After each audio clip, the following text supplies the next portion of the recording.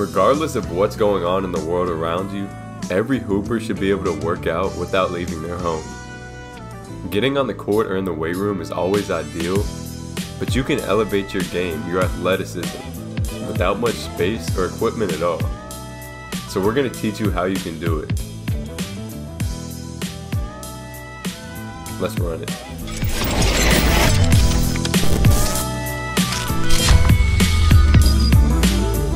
Alright, so let's start out with the warm-up you can do with literally 10 square feet of space. You want to do this before any workouts you take from this video.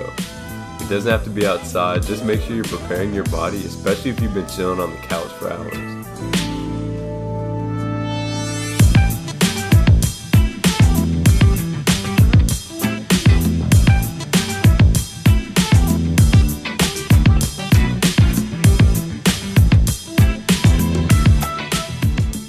Alright, so now for this jump series.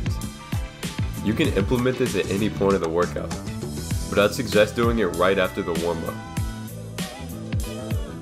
Studies have actually shown that plyometrics right after dynamic warm-ups not only really get your central nervous system going for the following parts of the workout, but can work to reduce injuries by activating proprioceptors and build neuromuscular control that will help prevent your body from falling into vulnerable positions.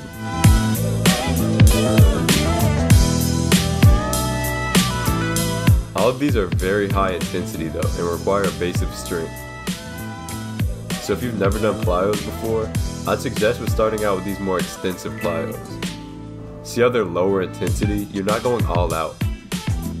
And this will help build that base before you progress.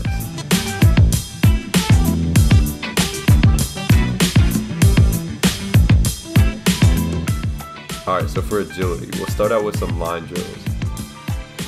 Just like ladder drills, I always say they're not great for force production, but they're good to rev up the central nervous system and get your feet moving in creative ways when you're not able to get onto the court.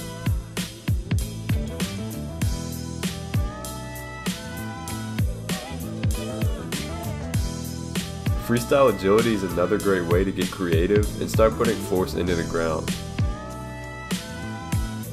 Really challenge yourself to use new movement patterns.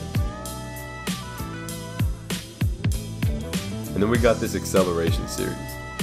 Everything we do here is just a quick acceleration, 5 to 10 yards max. All these starts are basketball specific, so we're working on that first step and then the next couple of powerful strides.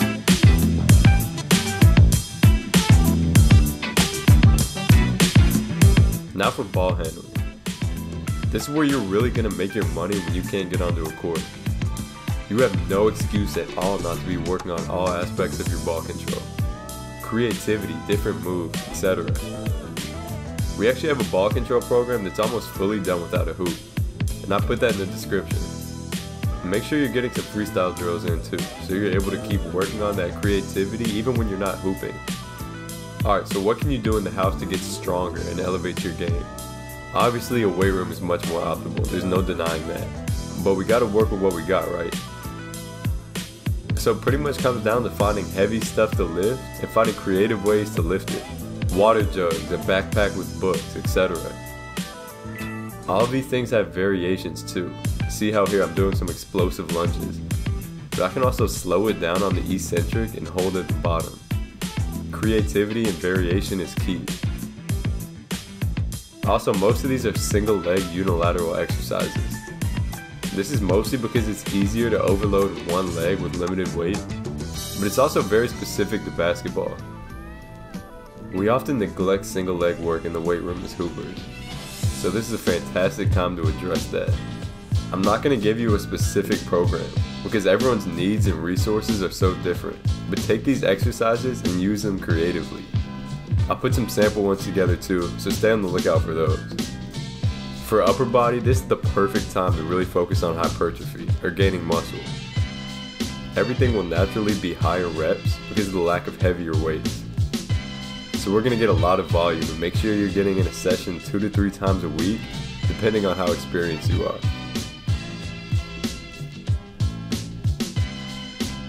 Make sure to cover every muscle group, and don't just pump out push-ups all day.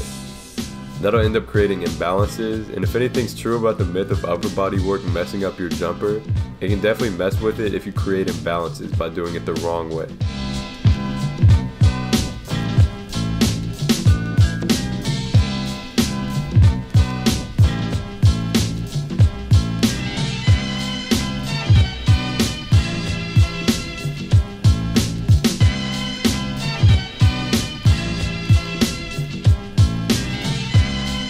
Core is probably the easiest thing to knock out in terms of strength. There's a ton you can do because it doesn't require much weight, but also make sure you're including some exercises with resistance like you see me doing with the water jug. A lot of people solely do very high reps with core exercises like crunches and planks, but it's important that we train these like every other muscle.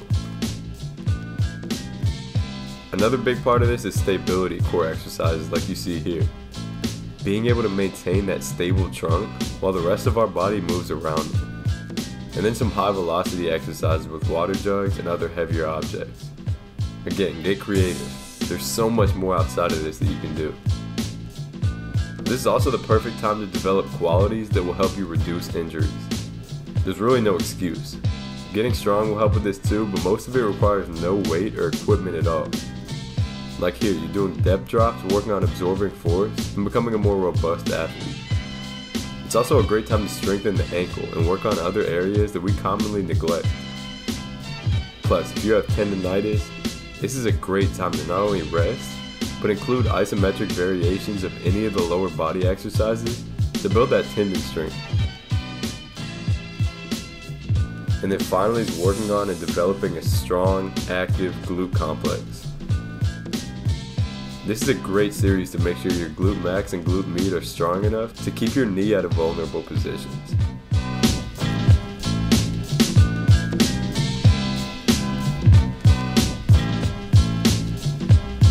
Alright, so just a quick speed round on nutrition.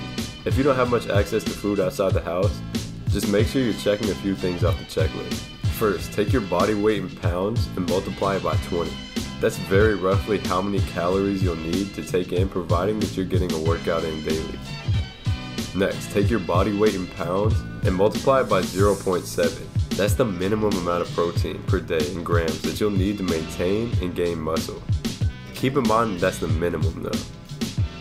Also, it's tempting to eat processed foods, it's easy. But the more food that doesn't come in a package, the better. Get as much color in your diet as possible. And no, Fruit Loops don't count as color for this purpose. Vegetables, fruits, good source of proteins, etc. are key. These will also help you remain healthy while supporting those gains. And then the last thing I'll say is really consider investing in equipment.